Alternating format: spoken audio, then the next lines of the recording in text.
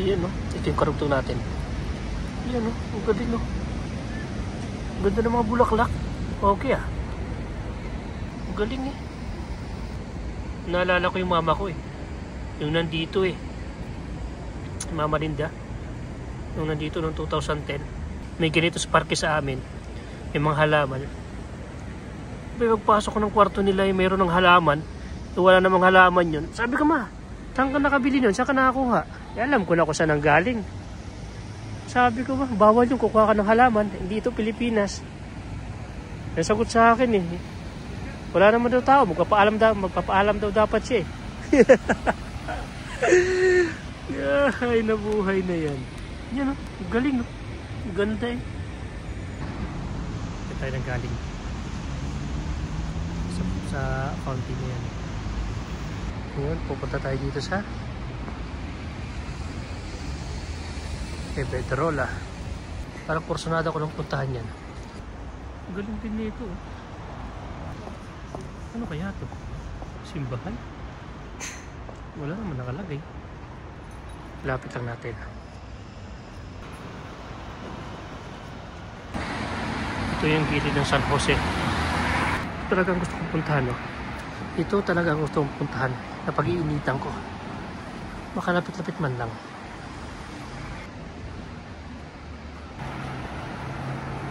Andito na tayo, malapit na. Parke din pala ang harap nito.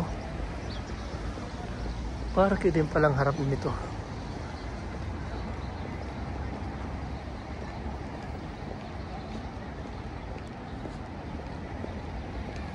Lapitin natin ng konti. Dito na tayo, sobrang lapit na natin. No? Hindi ako titigil hanggat hindi ko nahahawakan. Hanggat hindi ko nahahawakan yung building na yan. Kahit man lang yung kristal, okay na yun. Para na rin natin nahawakan ang lahat. You know. Kaganda naman yan eh. Ayan o. Hindi ko maintindihan, no? Hawakan natin, ha? Kasi pag nahawakan ko, para nyo na rin nahawakan yan. Tara, punta natin. Kagaling naman nito. Ang ganda naman ito. Napamangha ako dun. Ayan, nakita nyo, mahawakan na natin, no? For fin. So, nahawakan na natin. Ang sarap ng pakiramdam. Saan makakita ang ganitong edipisyo? Ganitong building kung gaano kaganda. Yan o, ito ang gilid niya o. Ito namang mga halaman. Mas marami ang bulaklak kaysa halaman. Saan ka makakita nito? Pero hindi, ayaw ko niyan. Dito ako. Ito tingnan mo naman yan o. Simula dito sa kinatatuyuan ko. Ayan o. Lalakarin natin. 4 na hakbang lang. Hawak na natin. So silipin natin pataas o. Kaganda naman nito. Para tayo nakarating sa langit nito eh. Galing talaga ng gumawa nito.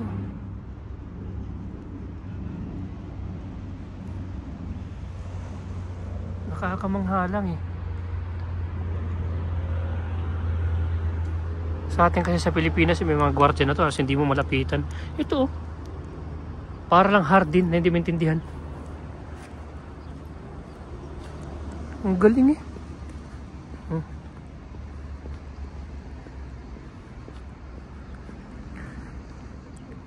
Fiberglass siguro to.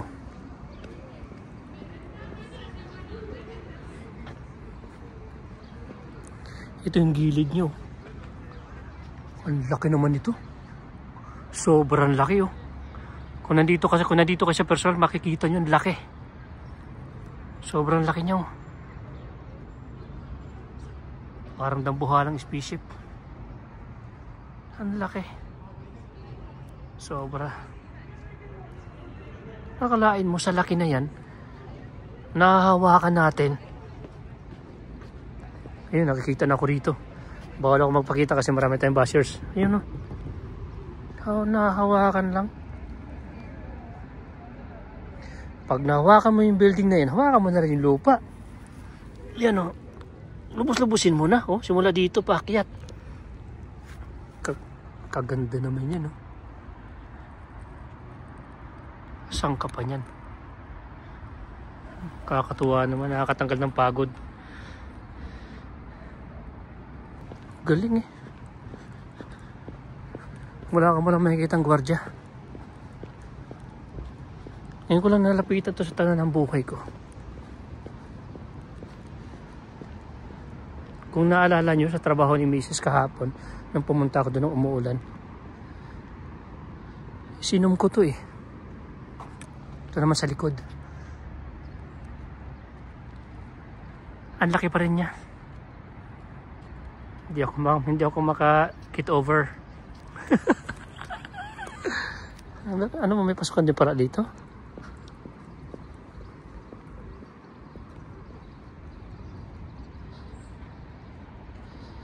Yan.